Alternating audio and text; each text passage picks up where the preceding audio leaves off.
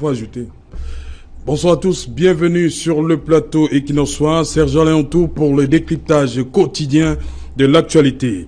Parlant des conditions de détention des gardés à vue, de ce qu'il convient d'appeler affaire Mouvement pour la Renaissance du Cameroun, Maître Sylvain Swop, tête de file des avocats de la défense, dit exactement ceci et je le cite. Elles ne sont pas des plus optimales. Tous les détenus et gardés à vue dorment à même le sol, sur des matelas.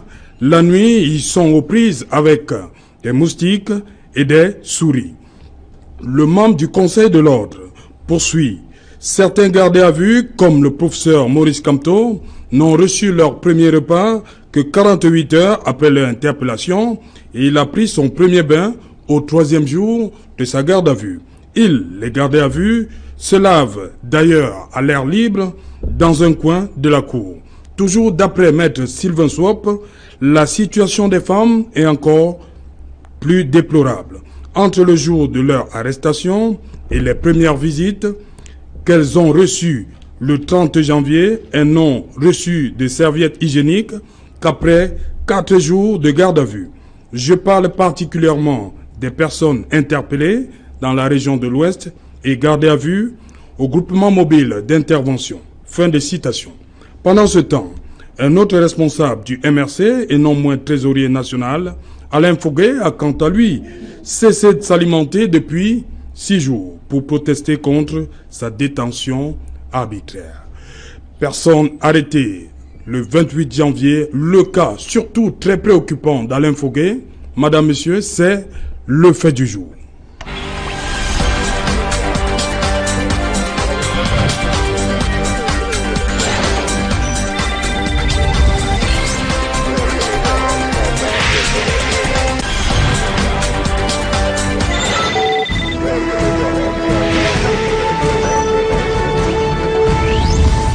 Conditions de détention des personnes interpellées le 28 janvier. On va particulièrement s'intéresser aussi au cas de Alain Foguet, qui est un cas qui est préoccupant. Pour en parler ce soir, je suis pour le moment avec 2 personnes. Maître Roland Diéou, bonsoir. Bonsoir Serge Alain Autou, bonsoir à mon copanéliste et bonsoir aux téléspectateurs d'Equinox TV. Voilà, vous êtes avocat au barreau du Cameroun, mais aussi... militant du Mouvement pour la Renaissance du Cameroun, tout à fait. Voilà, bienvenue sur le plateau. Merci bien. En face de vous, Charles Elisan, bonsoir. Bonsoir Serge Alain, bonsoir Roland, bonsoir à tous les Camerounais qui nous suivent. C'est un plaisir renouvelé, sans cesse partagé. Oui. L'honneur que vous nous faites, meilleur parti politique du Cameroun, d'avoir un de ses représentants ici pour parler de l'actualité de la société et que du débat jaillisse l'intercelle de la lumière. Ok, vous avez dit, vous faites partie du Rassemblement démocratique. Dans la section des jeunes. Président du bureau section OGDPC Vouri 2. Vouri 2. À Newbel. Ok, Newbel. Vous avez suivi cette sortie de Maître Sylvain Swop. Qu'est-ce que ça vous fait comme impression sur les conditions? Alors, il dit que des personnes qui ont été interpellées le 28 et que 3 jours après qu'ils prenons ce cas, le premier bain. Je commencerai d'abord par m'acquitter d'un devoir à l'égard de toutes les personnes qui, dans nos multiples cellules, subissent parfois des traitements inhumains et dégradants, alors même qu'elles sont couvertes encore par la présomption d'innocence. Oui. Vous savez très bien que la situation que nous vivons actuellement et qui est mise en lumière à travers l'affaire Kamto et MRC montre bien comment les Camerounais de manière générale sont traités lorsqu'elles sont en face de la justice. Je dois signaler que en ce qui concerne ces 203 personnes qui sont aujourd'hui détenues dans divers lieux après avoir été déportées, le principe de la présomption d'innocence leur est encore reconnu. Mais quand on voit la façon dont ces personnes présumées innocentes sont traitées, et je le dis encore une fois, je ne voudrais pas faire injure, parce que plusieurs Camerounais, je le dis en tant qu'avocat d'ailleurs, plusieurs Camerounais font l'objet de traitements de cette nature-là tous les jours dans nos cellules et parquets. Donc, c'est quelque chose d'assez choquant, d'assez révoltant. Et ce sur quoi je veux insister ce soir, c'est simplement que les conditions de garde à vue, de privation de liberté au Cameroun doivent être fondamentalement revues. On dit souvent que quand on veut voir le niveau d'humanité d'un peuple, il faut visiter ses prisons, il faut visiter ses lieux d'incarcération. Maintenant, pour revenir vraiment au cas concret de la situation de nos camarades, à qui j'adresse mes vifs encouragements, ils font la partie la plus difficile du travail de militant, c'est-à-dire celle-là qui consiste à être touché dans sa chair, privé de sa liberté. Et ma reconnaissance à leur égard, je crois, sera éternelle. Je dirais que on a le sentiment d'une attitude de brimade, en quelque sorte, parce que on voit bien que, alors même que de la 200 de personnes qui y est interpellées, il y a des gens qui se retrouvent là, on va dire par pur hasard. Ouais. Il y a des gens qui se retrouvent là alors qu'ils n'étaient pas concernés par la fameuse marche du 26. Il y a tout ce monde-là qui sont logés pratiquement à la même enseigne, qui sont traités comme des vulgaires brigands. Je crois que les brigands sont même parfois mieux traités que cela. Et qui sont mis dans des conditions où on veut leur casser le moral. On veut leur faire regretter d'avoir un jour eu un sentiment. On veut leur faire regretter d'avoir émis un cri de liberté. Et c'est cela qu'il faut bien indiquer aux Camerounais. Nous sommes dans un pays qui se targue d'être une démocratie, mais qui utilise tous les moyens possibles et imaginables pour dissiper dans l'esprit des citoyens que nous sommes l'esprit justement de la défense de ses droits et de ses libertés. C'est assez symptomatique que pour le cas du professeur, du président Kamto, qui a été enlevé à Douala, que ce ne soit que 48 heures plus tard qu'il ait pu avoir droit à un repas. Cela est un traitement inhumain. Aucun être humain ne peut être privé d'alimentation et qu'on trouve cela normal. Ce n'est pas normal qu'on puisse être privé du minimum qui est le fait de s'alimenter. Pire encore, vous avez parmi ces 200 personnes des gens qui parfois souffrent de maladies, on va dire chroniques, qui donc simplement ne... besoin d'un suivi quotidien. Tout à fait, c'est-à-dire qu'ils n'ont pas simplement un problème de nutrition, mais qui ont un problème de type de nutrition, sans parler du problème de suivi médical et de prise de médicaments. Vous voyez donc que dans ce genre de conditions, pour des personnes, je le répète, je martèle, pour des personnes présumées innocentes, à moins que on nous fasse croire aujourd'hui que les 200 personnes qui sont aujourd'hui déportées dans la région du centre sont des présumés coupables. Et d'ailleurs, si on s'en réfère à la logique qui a présidé à la communication gouvernementale relativement à cette affaire, je crois qu'il a plutôt été question d'une présomption de culpabilité parce qu'on a tout fait d'affubler et même sans discriminer vraiment, parce que ce qui nous revient un peu du dossier, c'est que toutes les personnes interpellées, sans distinction d'ailleurs de lieu et de jour, sont affublées des mêmes motifs, des mêmes poursuites, des mêmes incriminations.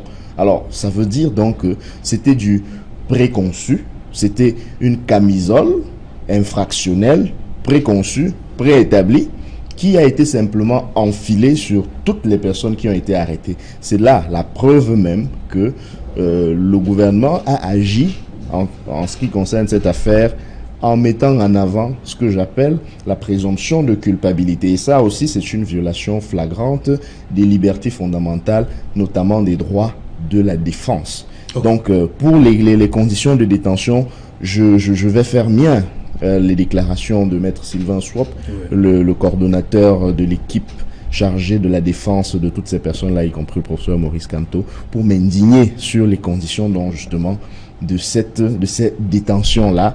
Les femmes, nous sommes franchement outrés de ce que... Vous savez, l'hygiène corporelle d'une femme est quelque chose d'assez délicat.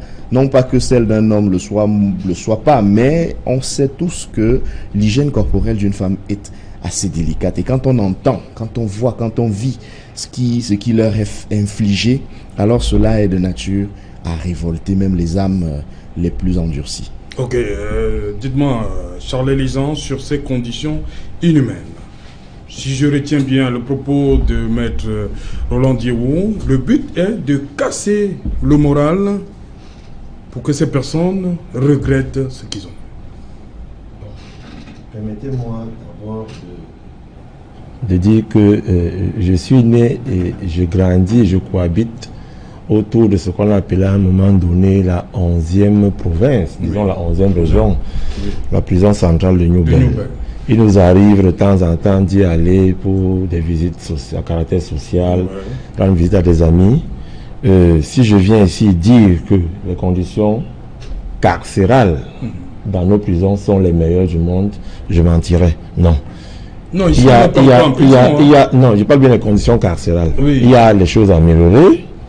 Il y a c'est-à-dire au niveau de l'esprit humain, mais je sais aussi que le ministre de la Justice et le président de la République ont mis un point d'ordre à ce que les lois, les libertés individuelles soient respectées. Donc, je suis pour l'état de droit, je suis pour une justice plus équitable. Nous, au RDPC, on estime que on va améliorer, de concert avec tous les acteurs de la société civile, ces conditions de détention. Vous allez améliorer quand? Non, on va... Parce que l'approche qui vous c'est que ça dure depuis 36 ans. J'y suis en train d'arriver. Et c'est un construit permanent, mais c'est ce genre de retour. Oui, mais... Aujourd'hui, vous avez une audience élevée qui n'était pas celle qu'il y a aujourd'hui lorsque vous commencez votre émission. Donc, au fur et à mesure que vous travaillez, on avance et les choses s'améliorent. Bon, maintenant, je ne voudrais pas aujourd'hui quand même... C'est bien beau de voir un avocat, on a bien écrit avocat, mais il faut aussi dire que c'est un militant du MRC. Non, mais il a dit. Maître Roland Diéwou est militant du MRC, et avocat comme il est, je veux quand même qu'il dise au Camerounais que ce sur quoi il tire aujourd'hui le code pénal, le code de procédure pénale, c'est eux qui l'ont façonné, c'est eux qui l'ont fabriqué, je ne verrai pas. Eux, d'une sorte, leur patron, leur chef, leur demi-dieu, c'est eux qui ont fabriqué cela, et je ne voudrais pas non plus entrer dans les... Vous dites demi-dieu. Non, je suis très courtois. Je suis très demi-dieu, c'est pas Alain Autour. Non, c'est pas bon. Monsieur Diéwou a parlé ici pendant... Non, mais vous... Non, il n'a pas utilisé de termes. Sois courtois. Est-ce que demi-dieu, c'est mauvais? C'est péjoratif. Tout le monde est d'accord, c'est péjoratif. Je disais donc que Maître Roland a parlé ici des conditions carcérales au niveau de la loi. Oui. C'est bien que ce soit un avocat qui le dise, et un avocat militant de ce parti. Et le lien qui a entre ce parti et ce code de procédure, c'est que c'est lui qui l'a écrite. Okay. La deuxième chose que je veux dire, c'est que le 26 janvier 2019, Monsieur Antoine Amadou, chargé d'affaires par intérim à l'ambassade du Cameroun à Paris, écrivait ceci. Entre 17h et 22h, 100 activistes sont entrés à l'ambassade du Cameroun à Paris. Destruction des effigies du président de la République remplacée par celle de Maurice Kamto. Mise à sac systématique du cabinet de l'ambassadeur. Mise à sac systématique des bureaux du consul et des secrétaires, avec des cachets de la République emportés. Saccage du bureau du chef d'antenne avec des précieux documents emportés. Pillage et braquage du service financier avec 70 000 € en espèces emportés. La salle d'apparat. Non, j'explique. Bon, si on veut, si on veut à l'ambassade de Paris, ce qui s'est passé. Okay. Si on veut nous faire croire que, parce que j'ai l'impression qu'on veut nous faire croire qu'on est venu, on a pris des gens et qu'on a amené au GSO, au APJ, je ne sais pas moi où, comme ça, pour rien. Et on a envie de faire passer le régime pour un régime tyrannique, pour un régime dictatorial, parce qu'ils n'ont rien fait. Ça, c'est dingue. Je voudrais que, pour extraire le pu de l'abcès, qu'on sache pourquoi est-ce qu'on a eu l'abcès. Pourquoi est-ce qu'ils ont été incarcérés? Commençons par là. Monsieur Jean, c'est pas ça la question. La deuxième chose, c'est les conditions. La deuxième chose, c'est pas parce que Serge Alain Autour, je ne peux pas les conditions. Serge Alain Autour, peut-être moi de l'émission. Non, l'émission, c'est sur les conditions de détention. Serge Alain Autour. Oui. Vous me donnez mon temps de parole. Oui, vous me demandez oui. 1 plus 1 égale combien? Laissez-moi dire 8, mettez-moi 0. Non, vous êtes en train de... Non.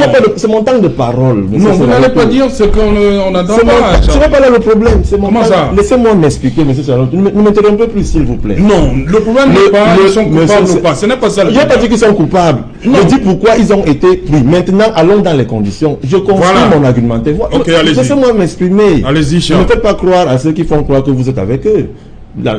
Cette chaîne. Laissez-moi m'exprimer. C'est-à-dire quoi? Je vais d'abord dire aux Camerounais pourquoi ils ont été pris, dans quel contexte ils ont été pris. Et maintenant, je pense que Maître, dans sa posture d'avocat, aurait dû nous dire que voilà ce qu'on reproche à ceux qui ont été pris, que d'utiliser les termes embastillés, les termes brigands, brimades, là vous ne l'avez pas repris.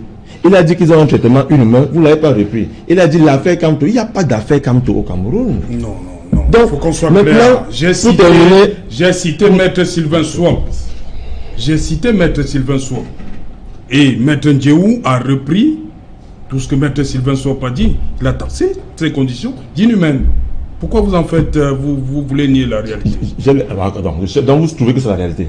Comment ça? Ce que vous auriez dû faire, monsieur Sejalou autour, c'était quand Maître, l'avocat de la partie de Maître monsieur Kamto, fait un communiqué, il faudrait aussi qu'il y ait un contre-communiqué de la prison où il est, ou de la cellule où il est. La première chose, parce que nous avait dit, on nous a fait croire ici que M. Kamto aurait entamé grève de la faim. Oui. Il a fallu qu'il y ait un communiqué du ministère de la Communication qui nous fait comprendre que non, c'est pas vrai. Le porte-parole de M. Kamto, pendant 1 ou 2 jours, nous a emballé en nous faisant croire que c'est lui qui est en grève de la faim. Après, pour se dire et aller à RFI dire que non, ce n'est pas lui, c'est plutôt le professeur Fogué. Donc, je souhaite que quand on vient dans une émission, je n'ai pas envie d'avoir raison. J'ai envie de participer à la construction de ce pays. Et je me permets quand même de dire, je n'ai jamais dit que M. Kamto est coupable de quoi que ce soit. Le petit peu de droit que j'ai fait à l'école me fait comprendre qu'ils sont quand même présumés innocents. Ça c'est clair, mais j'explique pourquoi ils ont été pris. Maintenant, dans les conditions dans lesquelles ils sont, je ne peux pas m'en tenir rien qu'au discours de leur avocat. Okay. C'est pas possible. Okay. Maintenant, si c'est vrai, c'est à revoir.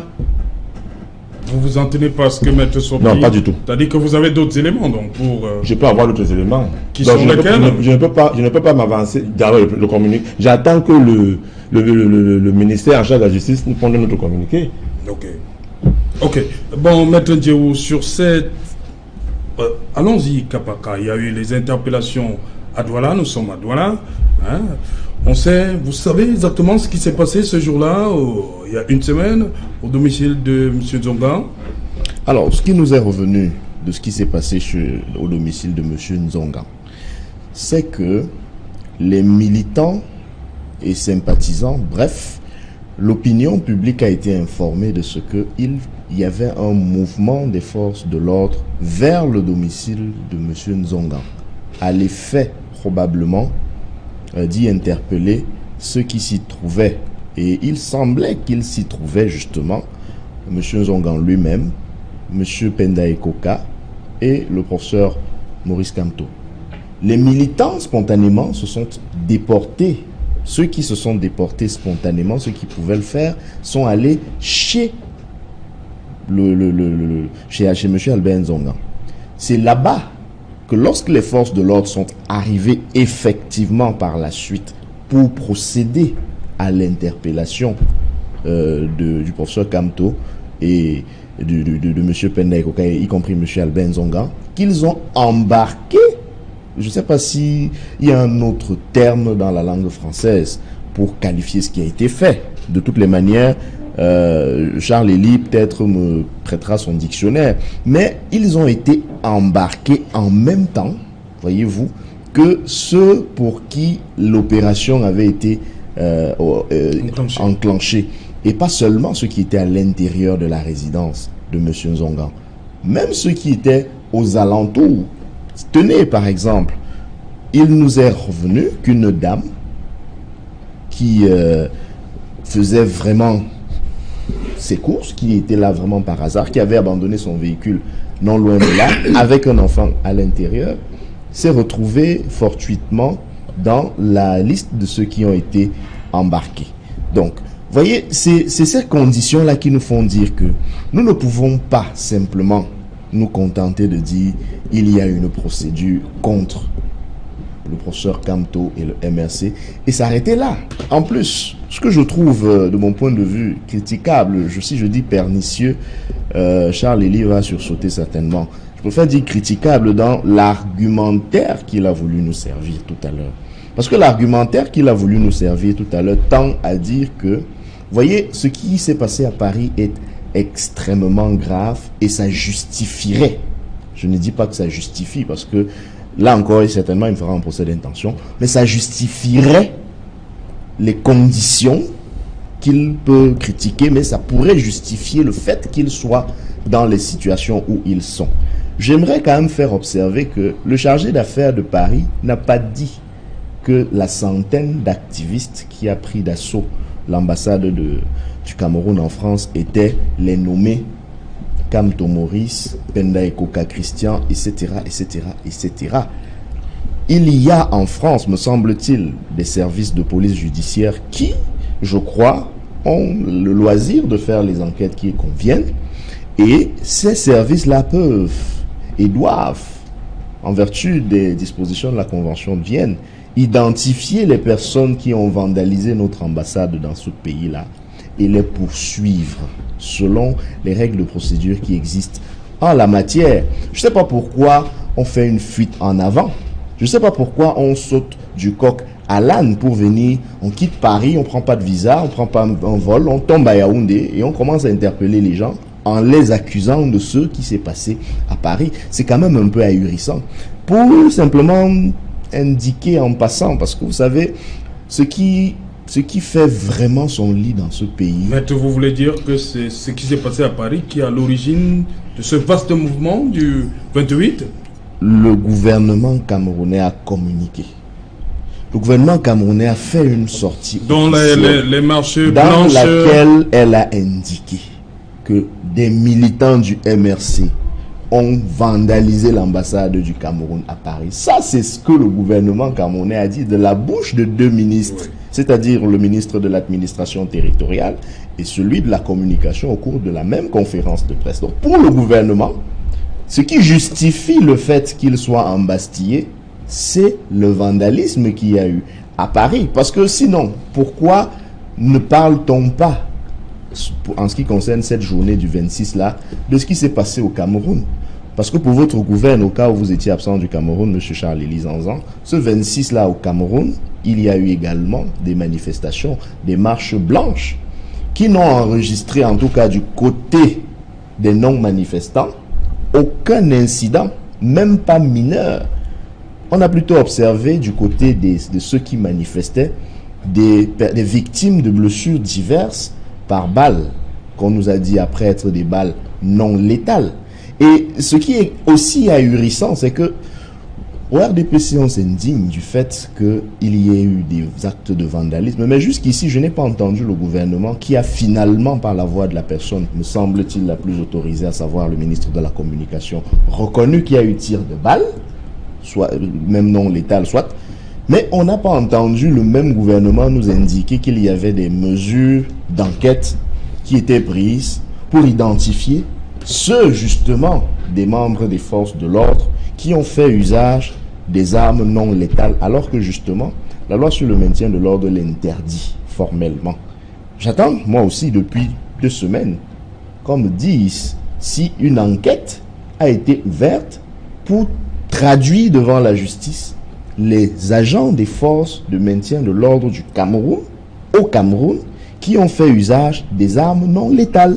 Et je voulais finir simplement en dissipant un malentendu, et même pas un malentendu. Encore une fois, je fais l'effort d'être poli, parce que sinon, Charles Elie, qui ne se ménage pas non plus, dira que je porte des propos difficiles à son endroit. Les mesures de procédure, les règles de procédure en matière pénale sont contenues dans le code de procédure pénale. Tout à fait. Pas dans le code pénal. Et code pénal et code de procédure pénale. Monsieur Zan, je vous écoute. Si vous nous écoutiez, ça se saurait. Vous ne serez pas en train de nous interrompre. Le code de procédure pénale pour votre gouvernement n'est pas le code pénal. L'un prévoit les incriminations, l'autre prévoit les moyens, les voies et moyens par lesquels on poursuit, on rassemble les preuves et on juge les personnes qui pourraient être reconnues coupables de ces précédentes incriminations. On peut y ajouter les règles de la justice militaire, c'est-à-dire le code d'instruction militaire. Et pour votre gouverne, si jamais il était question d'attribuer au cabinet Brain Trust la rédaction d'un texte, il ne s'agit certainement pas du code de procédure pénale. Mais je ne vais pas aller plus loin que ça dans ce débat, dans cette fausse polémique, parce qu'elle est, je crois, hors du débat. Je ne dirais pas hors sujet, mais elle est hors du débat. Simplement parce que peu importe qui fait les lois, peu importe qui prête sa science, parce que l'élaboration des textes de loi, c'est ce qu'on appelle la légistique. C'est une technique. Si ça n'avait pas été un tel cabinet, ça aurait été un tel autre. Et ça n'aurait pas fait de ces techniciens des sur-citoyens ou des sous-citoyens. Il faut bien que ces textes-là soient préparés sur le plan technique. Encore que, en matière de légistique, il arrive que la codification ne se fasse pas en créant de règles nouvelles, mais simplement en rassemblant des règles qui existent déjà mais qui étaient éparses. En ce qui concerne le code pénal, la quasi-majorité des dispositions qui y sont contenues sont des dispositions qui existaient déjà. Il y a eu quelques nouvelles dispositions, cela est vrai, mais ces nouvelles dispositions-là ne concernent en rien ce dont nous avons à faire aujourd'hui. Donc, comme cela est dit vraiment en passant, j'aimerais vraiment qu'on reste sur les conditions de détention pour les déplorer. Pour les déplorer et pour dire que si au moins les Camerounais savaient s'indigner, c'est l'occasion. Est-ce que vous comprenez la position de Charles Lisan? Il dit que ça c'est ce que dit Maître Sylvain Soir. Vous savez, il attend une contre, je ne sais pas comment appeler ça, un autre son de cloche. Alors, il faudrait commencer par identifier... Pour lui, on ne devrait pas prendre ci pour argent comptant. Il faudrait commencer par identifier l'autre partie dans la procédure à laquelle nous avons affaire. Si l'autre partie... Charles Lisan, il y a eu grossissement des faits ici, selon vous? Non, ils sont habitués à noircir les faits. C'est leur habitude. Et c'est un avocat qui s'est exprimé. Donc, merci Maître Rolanjo, merci mon cher ami de ce cours de droit gratuit qu'on vient de me donner. Mais code pénal, code de procédure pénale, les Camerounais ont compris que c'est celui qui a en subi aujourd'hui qui l'a fait. Deuxième chose que je voudrais dire, vous nous parlez depuis d'une dame qui aurait été prise, qui passait faire ses courses avec ses enfants. Jusqu'aujourd'hui, on n'a pas le nom de la dame. Avec autant de gars, de lanceurs d'alerte, les gars qui savent investiguer chez vous, on n'a pas le nom de la dame. Troisième chose, vous dites que, vous dites que le RDPC s'indigne des casses à l'ambassade de France, mais le gouvernement, je vous continue à vous dire qu'il n'y a rien entre le RDPC et le gouvernement. Le RDPC a parlé par la voix de son patron, le camarade Jean Kouété, et le gouvernement du Cameroun a parlé par la voix du ministre de l'AT et le ministre Sadi. Fut-il mes camarades, ils ont parlé comme ministre, le RDPC a parlé. Je suis ici en tant que militant du RDPC. Monsieur Roland Jourou. Oui, Charles Elie. Merci. Nous savons comment fonctionne à ce pays. Je vous ai dit, le président Paul Biya, président national de mon parti, ne peut pas être tranquille quand il sait que des Camerounais souffrent. Les conditions de détention des Camerounais, laissons que c'est le professeur Kamto, laissons que c'est le professeur Fogué, je ne peux pas être content du fait qu'un Camerounais soit mort. Fut-il mort d'un accident de la route, c'est un mort de trop. Fut-il mort d'une maladie, c'est un mort de trop. Fut-il mort de la guerre au nord, c'est un mort de trop. Alors on essaie de trouver tant bien que mal, nous tous, les solutions pour régler ce problème. Je construis mon argumentaire en faisant comprendre aux Camerounais qu'ils ont été pris pour. C'est par là que j'ai commencé. Parce qu'il faut que les Camerounais sachent que M. Roland Jourou ne venait pas ici voir ces gens-là pour son émission. Et là, au Carrefour Mobile, voilà comment on l'a ramassé. Non, ça ne s'est pas passé ainsi. C'est d'abord ce que nous devions dire aux Camerounais. Et maintenant, si nous entrons dans les conditions de détention, on y va maintenant.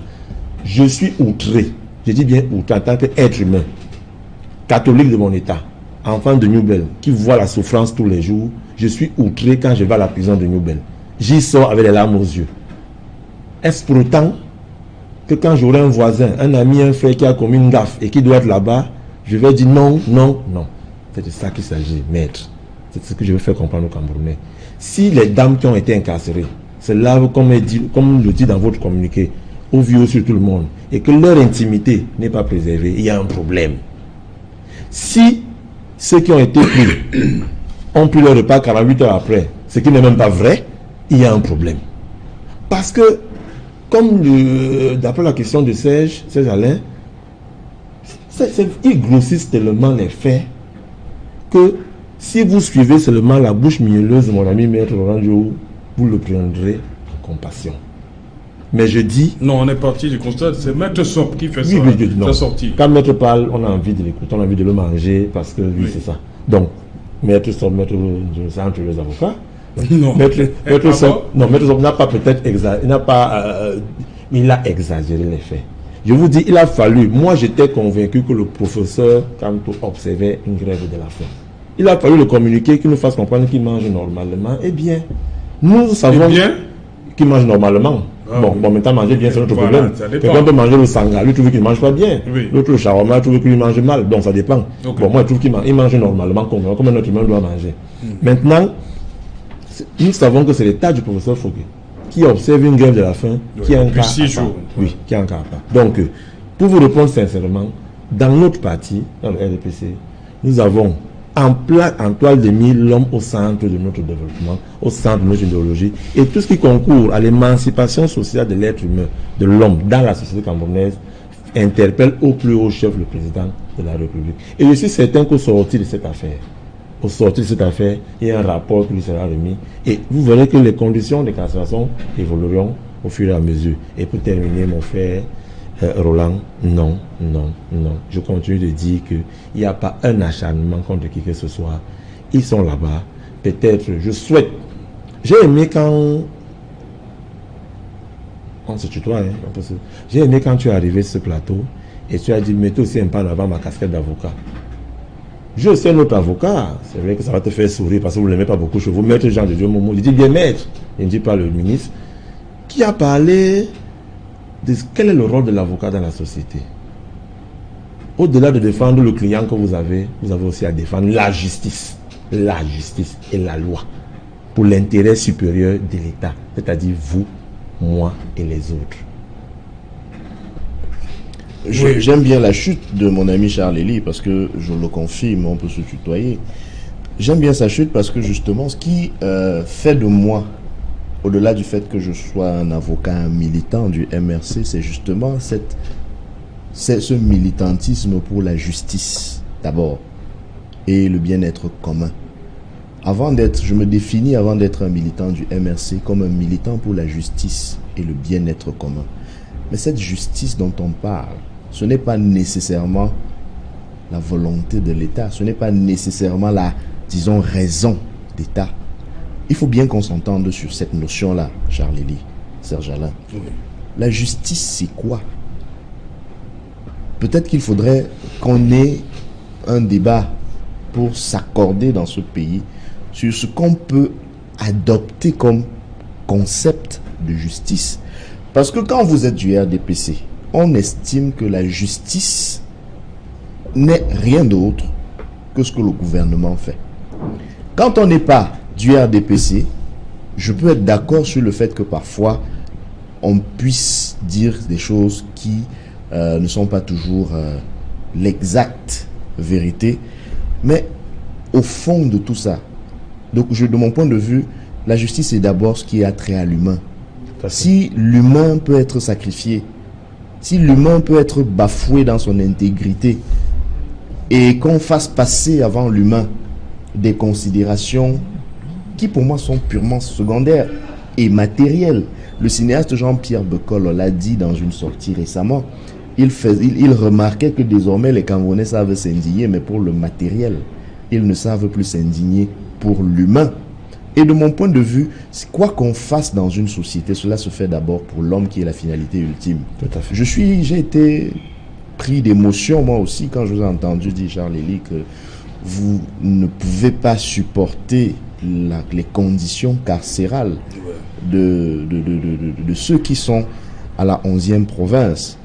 Mais ce que je vais vous faire observer aussi, c'est que votre parti politique est le parti qui est au pouvoir. Et cela dure depuis 36 ans. beaucoup d'années. Beaucoup d'années. Et donc, c'était à vous, au pouvoir, de pourvoir à de meilleures conditions carcérales. Qu'est-ce qu'il en a été fait? Peut-être que cette question qui est posée ce soir pose le débat des conditions carcérales. Qu'est-ce qui a été fait? Je crois trop facile de dire qu'on fait tout ce qu'on peut pour que les conditions carcérales soient améliorées. C'est trop facile de dire ça. Parce que j'aimerais poser la question de savoir qu'est-ce qu'on a fait. On a, par exemple, pris un décret pour transformer le secrétariat d'État à la Défense en une prison secondaire. Oui. Pensez-vous vraiment qu'il y ait eu, en termes de capacité d'accueil, un accroissement véritable, lorsque simplement on change le statut de quelque chose qui existait pour lui donner un statut de prison? Et c'est un autre débat que vous me permettez de soulever, parce que parmi nos camarades qui ont été déportés, j'insiste sur le terme déporté parce que peut-être que les gens... Pas trop fort? Je crois pas qu'il soit fort, parce que vous avez des gens qui sont interpellés à Douala. Oui. Ils sont supposés interpellés en raison des manifestations qui ont eu lieu à Douala. Oui. Pour rappel, je m'excuse pour ceux qui prendront cela comme un cours de droit, ce n'est pas mon intention, en toute modestie. Les règles de compétence en matière pénale, c'est soit le lieu d'arrestation, soit le lieu de commission de l'infraction, oui, soit le lieu du domicile du mis en cause. Les trois règles de compétence en matière pénale.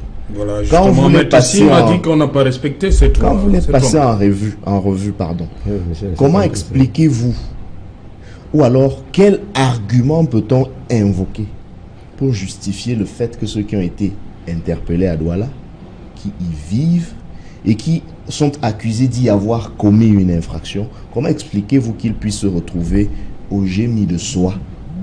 Au Gémi de Soie, qui n'est pas à Yaoundé, qui est dans le département la Mefou à Famba.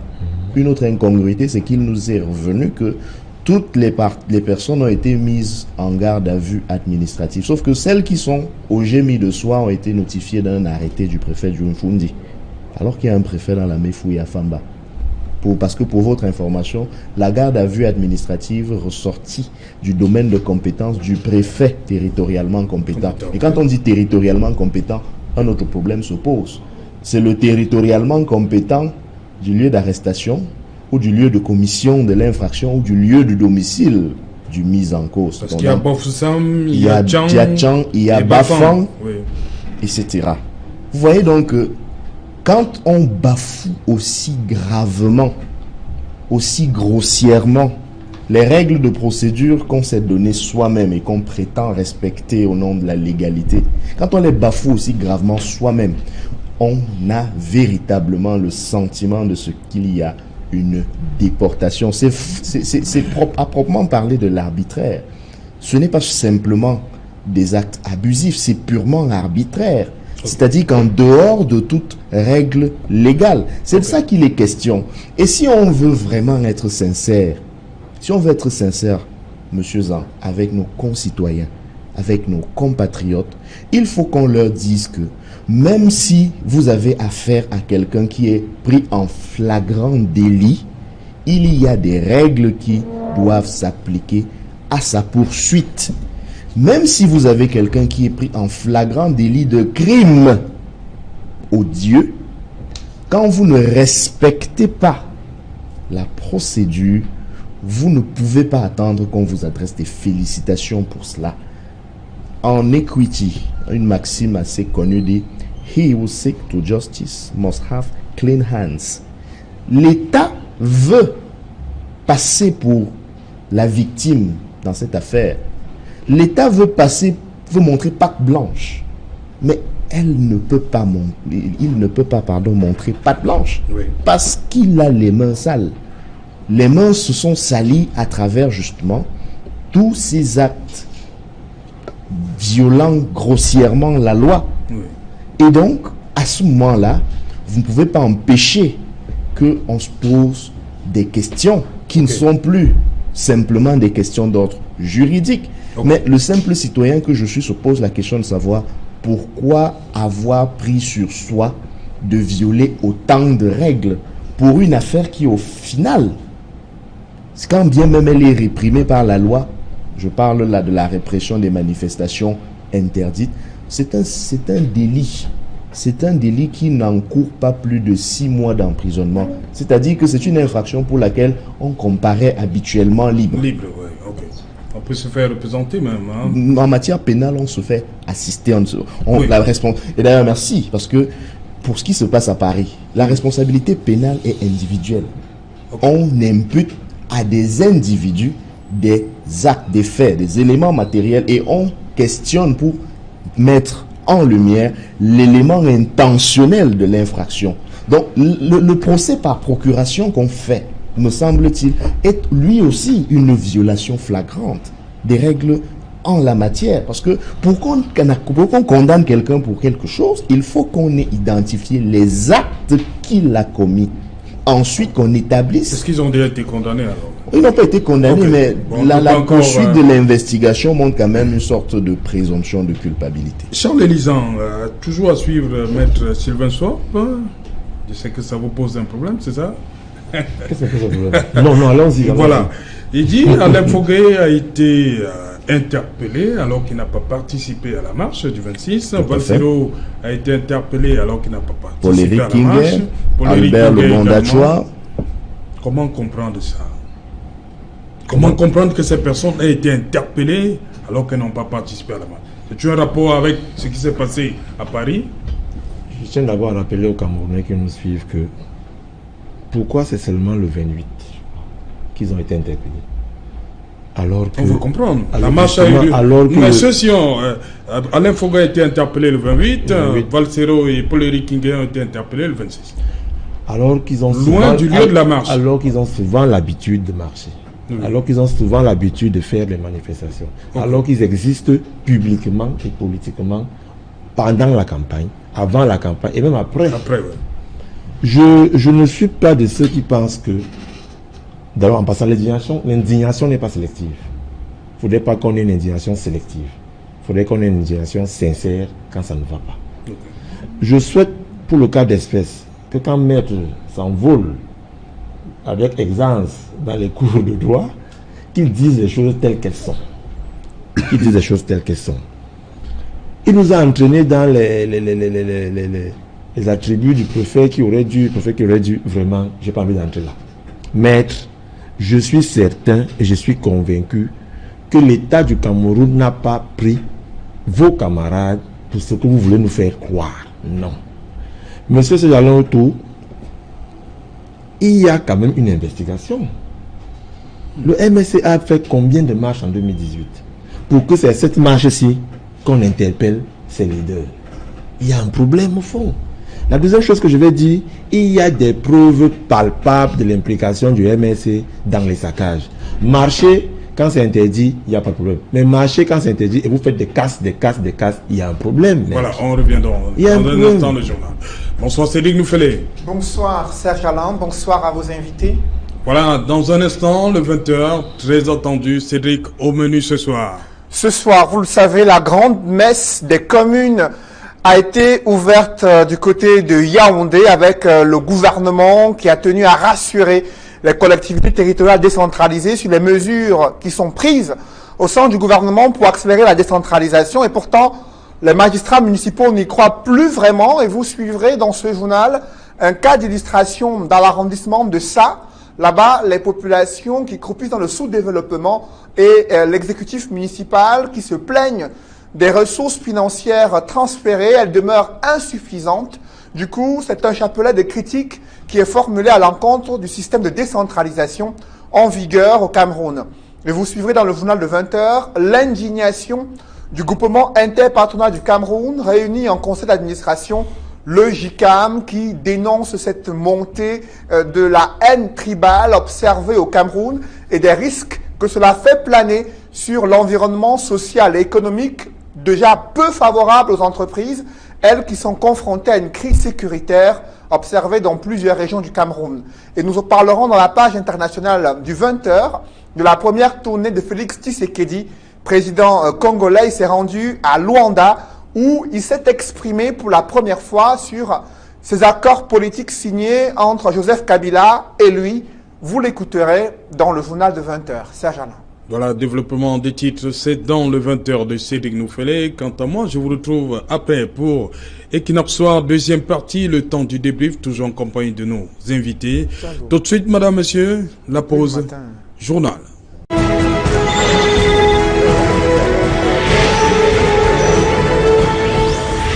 Retour sur le plateau Equinox ce soir, deuxième partie, le temps du débrief, toujours en compagnie de nos deux invités, Maître Roland Diéou et Charles Lisan. Charles Lisan, il y a un conseil d'administration du JICAM qui s'est réuni et, pour faire simple, parler de manière triviale, le tribalisme peut-il tuer les affaires au Cameroun, avec tout ce qui se passe? Oui. Oui, oui, oui, oui, oui, et 1000 fois oui. Le tribalisme devient de plus en plus cette gangrène-là contre laquelle il faut lutter. Et s'il faut faire le parallèle entre le tribalisme et le JICAM, faisons les choses simples. Moi je dis souvent, quand on vient ici, c'est pas pour le populisme, c'est pas pour faire plaisir à qui que ce soit, c'est pour dire les choses telles qu'elles sont, pour qu'on ait posé un pas de plus dans la construction de cet édifice qu'est le Cameroun. Okay. La majorité des entreprises au Cameroun est détenue par les Bamileke. Ça c'est bien. La deuxième chose, c'est que tant ceux qui sont en face, qui veulent prôner le tribalisme, accentuent cet état des choses, psychologiquement, ceux qui gèrent ces entreprises seront affectés. La deuxième chose, on va parfois vers le boycott des articles produits par ces entreprises. Il arrive même parfois que certains chefs d'entreprise n'arrivent même pas à s'exprimer, puisque même dans le climat des affaires, quand on y met la législation, vous aurez peut-être un chef d'entreprise qui aura un souci avec le fisc pour pouvoir gérer ce dossier, parce qu'il aura en face de lui l'agent des impôts d'une autre tribu. Je vous donnerai comme ça les exemples terre à terre pour qu'on comprenne à quel niveau le tribalisme peut amener un trou béant dans la conduite des affaires économiques et financières de ce pays. Maintenant, de l'autre côté, ceux-là aussi qui sont en charge, qui ont bénéficié peut-être de cette manne étatique, entre guillemets, qui sont ces chefs d'entreprise, qui par des recrutements à caractère tribal, qui par des recrutements fallacieux parce qu'il faut à tout prix mettre les frais au poste, passe aussi un autre message à ceux qui sont censés être des consommateurs, parce que dans cet espace, nous sommes tous des agents économiques. Puis comme ça, de manière ramassée, au niveau de la microéconomie, les agents économiques ont un comportement qui devait d'abord être rationnel. C'est la condition sine qua non quand on parle d'économie. Il faudrait que les agents économiques soient rationnels. À partir du moment où, je ne vais pas dire raisonnable, rationnel, à partir du moment où il n'y a plus de rationalité, il ne peut plus avoir cet échange économique-là qui permettrait de créer la richesse, de produire ce qu'il y a à produire pour que les Camerounais sentent bien. Moi, je salue la sortie du JICAM qui, là, a jeté le pavé dans la mare et maintenant devrait entrer comme organisme qui gère les patrons des industries de ce pays à sanctionner même ceux-là qui, par des enquêtes approfondies et vérifiées, ceux des capitaines d'industrie qui vont dans ce tribalisme-là, et Dieu sait qu'ils sont nombreux dans notre industrie. Tant de ceux qui dépossèdent ces industries, et tant de ceux qui viennent comme demandeurs d'emploi, ceux qui viennent comme acheteurs de ces produits, produits par ces industries-là. Maître Roland Diéou, le JICAM a raison de tirer la sonnette d'alarme? Quelle organisation sérieuse n'aurait pas raison de tirer la sonnette d'alarme sur une dérive sociale, le tribalisme? Je dois indiquer d'ailleurs que nous pensons, nous autres modestement, que c'est une question qui doit être criminalisée. Vous savez qu'au Rwanda aujourd'hui, c'est criminel d'indiquer qu'on est Hutu. Je crois qu'il faudrait qu'on en arrive là. Hutu, merci. Il faudrait qu'on en arrive là dans ce pays où le fait de... un peu sur le modèle du racisme. Un peu sur le modèle de la condamnation, de l'apologie du racisme ou de l'atteinte aux races. Il faudrait qu'on intègre On parlait du négationnisme même. Tout à fait, on parlait même du négationnisme, justement, pour indiquer que dans un pays comme la France, il nous semble que là-bas, lorsque vous tenez des propos tendant à nier l'existence de l'Holocauste juif, alors vous tombez sous le coup d'une infraction pénale. Je crois qu'il faut qu'on soit sérieux, qu'on arrête simplement de faire de grandes déclarations. Il faut effectivement qu'on légifère sur la question du tribalisme, parce que autant que nous sommes, le tribalisme est une infirmité mentale. C'est parce qu'on refuse d'aller au-delà de l'aspect le plus primaire de l'individu qu'on peut avoir des ressorts tribalistes. Personne n'a passé un concours pour être né là où il est. Donc, s'arrêter sur un hasard de l'histoire comme son lieu de naissance, comme son appartenance communautaire, est en soi, sans que cela ne soit perçu comme une injure, une infirmité mentale. Nous pensons que l'ethnicité, qui a pour synonyme de notre point de vue l'identité, est quelque chose de valorisant, quelque chose à valoriser, parce que chacun de nous a son patrimoine culturel un peu comme son patrimoine génétique. Vous voyez, il est fait de cela, il ne peut pas faire autrement que d'abord d'avoir cela. Mais c'est le fait d'instrumentaliser ce patrimoine culturel à des fins d'ostracisme, d'exclusion, qui est le comportement que nous voulons mettre à l'index et que nous voulons voir sanctionner, et de manière sérieuse et rigoureuse dans l'environnement étatique camerounais. D'autant que le tribalisme au Cameroun prend parfois les contours d'une politique d'État. Parce que la meilleure façon d'éviter justement que ce qui nous est commun, la place publique, l'État, ne soit tribalisé, c'est justement de résoudre le problème des communautés. La criminalisation du tribalisme est une des solutions pour résoudre le problème du tribalisme. Mais ce n'est pas la seule. La question, par exemple, de l'agencement des institutions étatiques en fait partie. Et on a le sentiment que le fait pour le gouvernement de refuser systématiquement d'adresser la question, c'est parce que simplement, si on adresse finalement la question, on n'aura plus le prétexte. On n'aura plus l'outil de diviser pour mieux régner. L'exemple que j'aime observer, c'est un double exemple d'ailleurs. C'est celui du Canada, d'une part, et de l'Afrique du Sud de l'autre. On peut y ajouter la Suisse. Vous voyez, voilà des pays qui, en termes de diversité, rivalisent d'adresse avec le Cameroun. Mais à la différence de notre pays, ces autres pays-là ont fait une dialectique heureuse. Unity within diversity, pour utiliser une image en anglais, pour dire que c'est possible d'avoir l'unité et la vraie, tout en promouvant les diversités que nous avons, parce que ce sont des éléments d'enrichissement et non d'appauvrissement. Si on est conscient que notre identité, le fait que mon ami Zan puisse m'apprendre à jouer du mvet, c'est quelque chose qui m'enrichit moi, qui lui offre un dop. Si on est d'accord sur ça, alors il faut qu'on s'asseye pour se dire, Charles Elie, alors entre toi et moi, qu'est-ce qui peut être source de conflit? Si on met sur la table ce qui peut être une source de conflit entre nous et qu'on définisse la formule, je dirais la formule magique pour parler comme les constitutionnalistes suisses.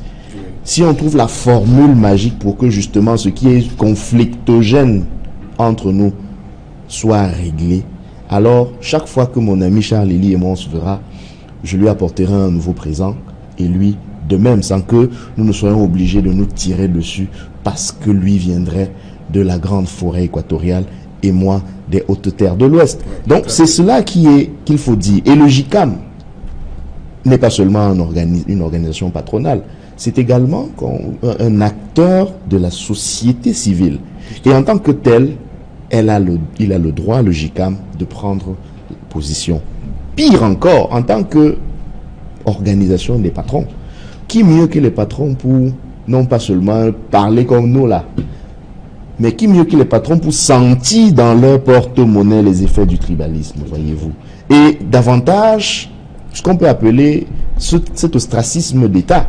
Mais donc, pour moi, le plus important n'est pas simplement de toucher du doigt les questions. Nous le faisons déjà assez et il faudrait continuer. Mais le plus important de mon point de vue, c'est que enfin que tous ces sons de cloche qui viennent de partout, de plusieurs endroits à la fois, tout le monde ne peut pas quand même se mettre d'accord pour être dans le tort. Si tous les sons de cloche vont vers un appel au dialogue, à la discussion, à la résolution, à l'arbre à palabre finalement, alors je crois qu'il faudrait bien qu'on entende cette voix-là et qu'on mette sur la table les véritables états généraux du vivre ensemble. Okay. Passez-moi l'expression. Ok, Maître Roland Diwo pense qu'il faut une criminalisation du tribalisme. Entre autres. Voilà. J'aimerais avoir vos différents avis sur les réseaux sociaux et le tribalisme. D'abord vous. Oui, Charles Elisa. Maître et moi, nous pensons la même chose dans ce qui est le tribalisme. Oui. Mais sauf que quand tu prends à partie l'État, quand tu trouves responsable d'être l'un des catalyseurs de la montée du tribalisme, ça veut dire qu'on retombe dans les prémices des raisons conflictuelles que nous voulons mettre de côté, mais que nous voulons encore mettre dessus. Parce que, encore une fois, le dessus politique prend le pas sur le dessous citoyen. Quand tu m'offres le cuit et que je lui offre le coq avec le bonbon, c'est ça le vivre ensemble. Mais quand tu vas commencer à dire que Zang est du vous, l'habitant de New Bell, vous savez ce que c'est, hein, le vivre ensemble. Tout à fait. S'il y a un laboratoire au Cameroun de l'expression du vivre ensemble. Il y a plusieurs New Bell là-bas. Il y a New Bell Bamileke, New Bell Aoussa. New Bell, c'est un arrondissement qui a 33, disons 34 quartiers aujourd'hui avec le bois des singes. Oui. New Bell Bamileke. Sauf que quand on dit New Bell Bamileke, il n'y a pas que les Bamileke qui y vivent. Mais ils sont en majorité. Oui. Il y a aussi les Bassa, les Bétis là-bas. Quand on dit New Bell Bassa, il n'y a pas que les Bassa. Parce qu'on a l'impression que c'est les Bassa. C'est que quand, dans l'histoire de la constitution de ce quartier, quand on a chassé nos ancêtres des plateaux Jos pour venir habiter dans le nouveau Bel qui était New Bell en Djammabil là-bas, et qui ont créé un colonne, ceux qui étaient énervés, une colonne qui veut dire la colline des fâchés, et un colonne minta, ceux qui sont contents. Oui. Ainsi de suite. Quand New Bell s'est constitué, c'est que toutes ces populations. Mais là, c'est à consonance, Betty, là. Sauf que les premiers habitants qui sont partis du plateau Jos pour New Bell, d'après l'histoire que nous rencontrons au coin du feu, nous qui allons à la chefferie supérieure Betty en Kololoun, quand on nous raconte cela, c'est que les premiers qui sont partis, que les Blancs ont chassés du plateau Jos, donc Aqua, Bell, Bali, étaient les Betty, qui étaient les premiers qui ont occupé l'espace. Maintenant, les velléités de déplacement des populations, nos frères de Grassland, de Grassfield, qui fuyaient les Touaregs lors des conflits entre tribus, les ont rejoints et ils ont créé cette famille-là où vous avez un enfant qui s'appelle Kamga Tangana, où vous avez un enfant qui s'appelle Otungombok, vous avez un enfant qui s'appelle Aladji Djou. Donc c'est pour dire que c'est ça le Cameroun. Et c'est ce Cameroun-là que nous voulons voir pérenniser. Mais le problème, c'est la politique. C'est la politique. Et dans sa lancée, Maître l'a dit. Il a mis l'État au centre, mais il a oublié les partis politiques. Il a oublié que l'État, ce n'est pas que l'État, le gouvernement. Le gouvernement qui est un acteur, le RDPC qui est un acteur, le MSC qui est un acteur, l'UPC, les journalistes sont aussi des acteurs. C'est nous tous qui devons construire ce gâteau. C'est nous tous qui devons préserver ce gâteau parce que loin de m'appauvrir, autrui m'enrichit. Les réseaux sociaux, loin de me léser, tu m'enrichis. Tout à fait. Et seulement les réseaux sociaux qui sont ce nouvel acteur qui est arrivé dans le champ de la communication est aussi venu avec et c'est bien fait et c'est tard. C'est un peu comme je prends souvent l'exemple de l'arme. Oui. L'arme nous sert à tuer, l'arme nous sert à nous protéger, l'arme nous sert à nous nourrir. Sur les réseaux sociaux, justement, oui. C'est de ça. Il faut des réseaux sociaux, l'arme là. Oui. Les réseaux sociaux, c'est important parce que vous êtes situé à Douala, vous conversez avec quelqu'un qui est de l'autre côté. Ça, les réseaux sociaux ont participé à la montée. Les réseaux sociaux, puis dans le côté du tribalisme, c'est très grave. C'est même les réseaux sociaux qui ont... Parce qu'il y a encore un peu de pudeur. Je dis bien, il y a encore un peu de pudeur dans les médias traditionnels. Oui. La télé, la radio, il y a encore un peu de pudeur dans la presse. C'est-à-dire, on a encore un peu honte de parler de tribalisme, mais les réseaux sociaux, c'est grave. Parce que quelqu'un dans son coin, quelque part, dans un trou, il vous balance une histoire qui n'a pas de sens. Est-ce que vous pouvez vous asseoir sur Facebook et vous lisez les publications à caractère tribal, ce qu'il y a dans Facebook, vous allez tomber les nues. Et des personnes, ça n'a pas encore venu d'un inconnu, un anonyme, comme on dit, mais des personnes reconnues, des personnes... Pas des faux profils. Je dis avec leur profil, il y en a qui sont arrivés au niveau où, à cause de la politique, parce qu'on n'aime pas le gouvernement en place, parce qu'on n'aime pas le RDPC, parce qu'on n'aime pas le MSC, parce que quelqu'un avec son profil vous sort une déclaration, vous avez froid au dos, vous avez mal. Et quand vous voyez que celui-là s'identifie, celui-là est pris comme un exemple pour la jeunesse, vous posez des questions. Les réseaux sociaux, et moi, à ce qui concerne les réseaux sociaux, je voudrais même qu'il y ait un accent dessus, comme au Rwanda, où on contrôle les réseaux sociaux. Quand vous voulez faire une publication, il y a d'abord un gendarme qui regarde avant que votre publication ne soit, et puis moi, le pléonasme publié. Ouais. Il faudrait qu'on arrive à ce niveau. Comme avec le GICAM, il faut maintenant frapper de la main sur la table. Donc, Maître Ndiou, oui, les réseaux sociaux, comme a dit Charles Elie, ça amplifie le phénomène de tribalisme. Quand moi j'étudiais le droit du cyberespace, justement, on nous enseignait que les réseaux sociaux participent d'Internet, du phénomène Internet. Le phénomène Internet, c'est un univers de liberté qui, justement, à cause de la difficulté technique intrinsèque qu'il y a à réglementer ou à réguler cet espace cybernétique, devient non plus simplement la liberté, mais du libertinage. Il faut qu'on en soit conscient. Ce n'est pas moi qui vous dirai que ce qui se fait sur les réseaux sociaux est acceptable. Je veux seulement qu'on intègre que c'est comme un démon qui est sorti de sa cage, les réseaux sociaux. Les réseaux sociaux n'appartiennent à personne. Ils n'appartiennent pas autant au MRC qu'ils n'appartiennent au RDPC, au gouvernement, etc. C'est vraiment un démon qui sort de sa cage. C'est d'ailleurs pour ça, pour parler un peu pour ma chapelle, que le porte-parole du professeur Kamto avait publié à l'attention de ceux qui pourraient se réclamer comme étant militants ou sympathisants du MRC sur les réseaux sociaux, les 5 règles d'or de l'utilisateur des réseaux sociaux. C'est, de mon point de vue, des éléments comme cela qu'il faut qu'on voit pour que, au minimum, il y ait un certain nombre de recadrages. C'est aussi votre rôle, hein, bien entendu, et j'en viens. Bien entendu, et j'en viens. À côté de ces mesures comme celle des 5 règles d'or, il y a le face-to-face, la discussion, les formations, les échanges, au cours desquels il faut absolument le dire aux gens. Les réseaux sociaux sont un exutoire, mais il ne faudrait pas en faire un problème. Il ne faudrait pas utiliser les réseaux sociaux contre nous-mêmes finalement. Parce que c'est un monde de liberté où on apprend beaucoup de choses. Où on peut apprendre ce qui s'était passé en Russie il y a 500 ans sans s'inscrire dans une faculté d'humanité, dans une université recherchée en Occident. Mais à force de n'utiliser que les aspects pervers de ce monde des libertés-là, on se tire soi-même une balle dans la jambe. Donc, on ne peut qu'appeler à de la responsabilité vis-à-vis des utilisateurs des réseaux sociaux. Et justement, quand on parle de responsabilité, ça me rappelle une excellente chronique que j'ai lue du docteur Macon, Richard Macon. Oui. D'ailleurs, je l'ai lu sur les réseaux sociaux.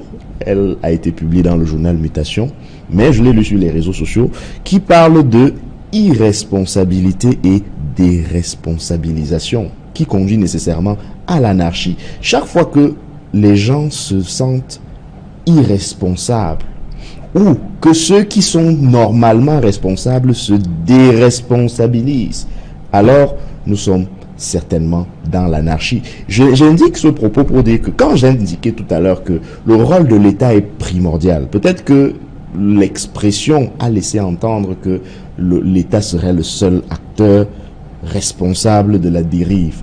Non, je préfère corriger tout de suite. Mais la responsabilité de l'État est centrale. Vous n'allez pas dire dans une maison que la faute, c'est l'enfant qui n'a pas su qu'il devait aller à l'école. Le responsable de l'éducation, c'est bien le parent. Et donc, on ne peut pas simplement se contenter de dire non, aujourd'hui les enfants font tout ce qu'ils veulent, c'est lui qui doit savoir jusqu'où s'arrêter, etc. Le responsable dans un État, justement, ce sont les outils, les instruments de l'État, c'est le gouvernement. Et c'est donc au gouvernement de prendre les mesures, y compris réglementaires, légales et réglementaires, même si je sais que dans le cadre du cyberespace, on va fermer, mettre la sortie pour dire que c'est vous voyez, Charles Elie, c'est une question. Je rebondis juste pour dire que réglementer, réguler ne veut pas nécessairement dire interdire. Comprenons-nous. Et dans le paradigme justement des réseaux d'Internet, on a été habitué à avoir la pyramide de la loi. Mais dans les réseaux sociaux, c'est plutôt des réglementations, on va dire, en réseau, diffuses. Et donc, il y a d'autres techniques qu'on peut envisager. Il y a l'autocontrôle. Aujourd'hui, par exemple, quand une publication infractionnelle existe sur les réseaux sociaux, celui qui est pénalement responsable ou celui qui peut être pénalement poursuivi, c'est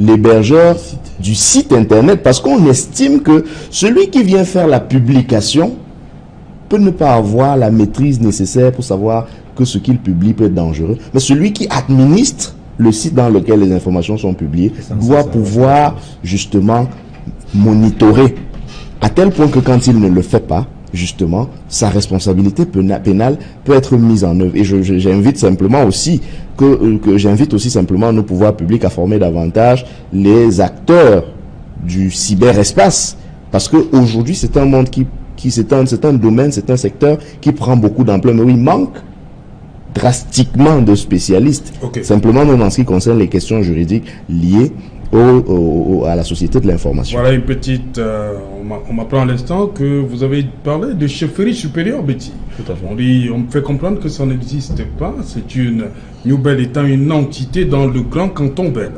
C'est pas... C'est j'allais autour. Non, c'est pas un débat. C'est pas un débat. C'est pas un débat. Bon. Oui, c'est... Je vais laisser... Ils disent qu'il n'y a pas de chefferie supérieure, Betty. Il y en a, avec un arrêté de M. Messner. Bon, je ne sais pas. Oui. Maître, vous êtes un avocat. À cette époque, ce n'est pas moi qui l'ai dit, hein. Je sais. Non, c'est l'avocat que j'interpelle. Ah oui. Vous voulez une consultation en direct à la télé. C'est une réaction. Passons. Déjà qui vous regarde. Bon, on va donc passer. Oui. On va passer donc à. Je sais que là, vous êtes entendu sur la question du tribalisme. Je sais que là, oui. Parce que je vous ai vu lorsque l'élément passait de Félix Tshisekedi, vous faisiez des grands signes.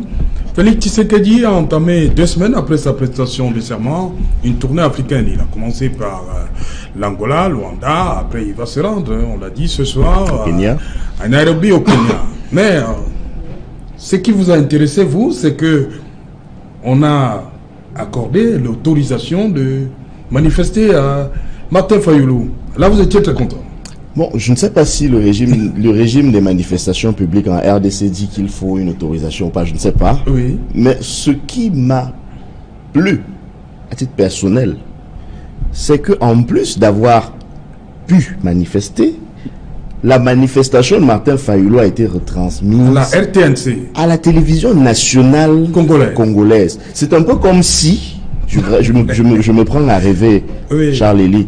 C'est un peu comme si le président Kamto réussit par extraordinaire à faire un meeting sur l'esplanade du stade Omnisport de Mfandena et que c'est retransmis en direct à la CRTV. Ce jour-là, Charles Elie, ce jour-là, je crois que je dormirais comme un ange, comme un petit bébé. Mais ça m'a permis de voir à quel point on peut être en retard. Ça m'a permis de voir à quel point on peut être en retard sur la marche du monde.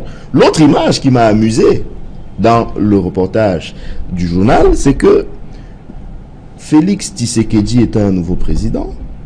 Il rend visite à Joao Lourenço en Angola, qui est un nouveau président. Oui.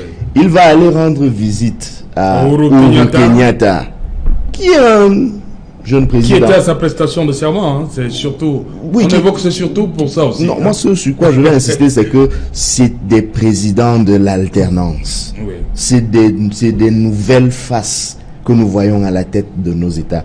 Mais ça fait plaisir, je suis heureux pour ces peuples-là. Non pas que je sois en train de me dire que forcément les choses seront absolument meilleures du jour au lendemain, oui. Mais je me félicite de ce que au moins autour de nous les choses évoluent, et c'est en cela que l'alternance est une vertu. C'est que justement, ça permet d'ouvrir les vannes, ça ouvre les opportunités. Ok. Les grandes opportunités, je crois, sont tributaires de l'alternance.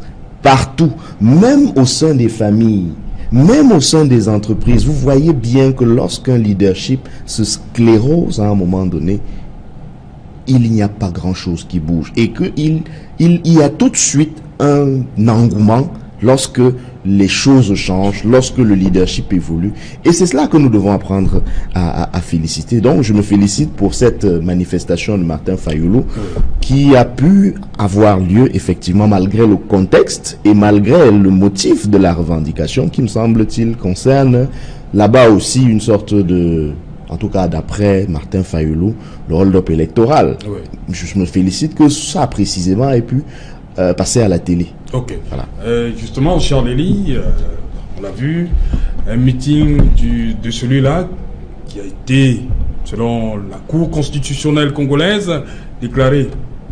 Il est arrivé en seconde position, mais son meeting est quand même retransmis à la télé. Oui, bon, le jour qu'il y avait... Télévision nationale. Hein. Tout à fait. Le jour qu'il y avait élection présidentielle du Congo, vous me faisiez l'honneur ici de me recevoir. Oui. J'avais en face de moi le monsieur Célestin Djamène. Oui. Qui à ce moment-là... Qui était observateur. Là. Qui était observateur. Qui à ce moment-là se félicitait du fait que l'État congolais ait coupé Internet pour préserver son intégrité dans la fuite des informations pour que l'organisme en charge de le faire le fasse avec toute sérénité. Nous étions tous abattus, nous étions tous dépassés que au Congo, quand on ferme Internet, on applaudit. Au Cameroun, quand on ferme Internet, on tire, on tire, on tire. La deuxième chose que je constate ce soir, c'est que on se félicite des alternances à la tête des pays qu'on a cités tout à l'heure, mais on ne s'interroge pas de comment est-ce que ces opposants-là d'hier sont devenus les présidents de la République aujourd'hui. On apprécie juste le fait qu'ils soient devenus présidents, mais comment ont-ils fait pour devenir président? Quand on sait que l'ECAM a mis la barre à 10 millions d'inscrits et que ce sont les mêmes gens du MSC qui trouvent que ce n'est pas le rôle de l'ECAM de fixer la barre à 10 millions d'inscrits. La troisième chose, c'est que le second arrivé à l'élection présidentielle au Congo a vu son meeting passer à la télévision nationale. Oui. On rêve que cela soit au Cameroun, mais sauf que celui-là n'a pas dit qu'il est le président élu. Il ne s'est pas placé à un carrefour, il a dit que c'est lui et ce n'est que lui. Il n'a pas bafoué et piétiné les institutions de la République. Il a réclamé ce qu'il estime que c'est le droit dans les règles de l'art. Voilà ce qui s'appelle la relation ambiliquée entre l'État et d'autres personnes. Je suis certain que dans ce pays, celui dont tu veux citer, qui est le patron de son parti, dans les mêmes conditions, avec le même comportement. Il s'appelle Maurice Kamto. Celui qui veut citer, dans les mêmes conditions, avec le même comportement, pourra faire son meeting et que la CATV pourra le diffuser. Et pourquoi pas. Mais à partir du moment... C'est sûr, Charles-Élie. À partir du moment, je continue à vous dire... Je peux te croire, Charles-Élie. Tu peux me croire. Je continue à vous dire que le président de la République... C'est noté à Mondovision. Demandez d'abord à monsieur Kamto de respecter les institutions de la République, de ne plus les piétiner, et peut-être là, l'État verra. Comme dans l'exemple de l'enfant que vous avez pris, quand un enfant est têtu, on le fouette quand même. Merci, cher monsieur. Merci, maître. Merci, Charles-Élie, d'être venu. C'est moi qui vous remercie. Nous sommes arrivés au terme, madame, monsieur, de cette édition d'Equinox Soir. Rendez-vous demain, 19h, mais déjà, rediffusion, 23h GMT, il sera minuit, une fois de plus, à Bamendjou.